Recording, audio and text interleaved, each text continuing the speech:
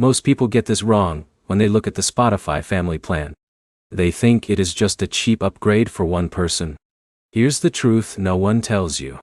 The real value only shows up when multiple people actually use it the right way.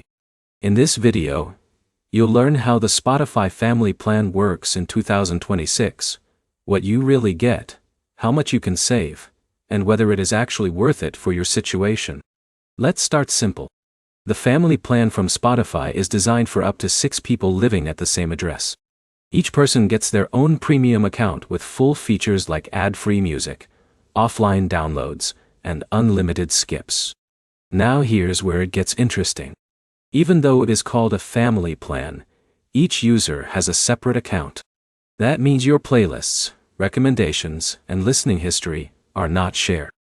So if Alex loves pop music and John listens to podcasts, both experiences stay completely separate. But here's the problem most users miss. Spotify checks address details to prevent misuse. Everyone on the plan must usually confirm they live at the same household. If the system detects mismatch or fake sharing, accounts can be removed from the plan. Now let's talk about cost. A single premium plan costs much more per person compared to the family plan. When split between 6 users, the cost per person drops significantly. This is where the real savings happen. So if you are someone paying alone, it might not feel like a huge deal. But if you have roommates, siblings, or a real household group, the savings become very noticeable. Now here's the practical part. Setting up the family plan is simple. One person becomes the manager and pays for the subscription.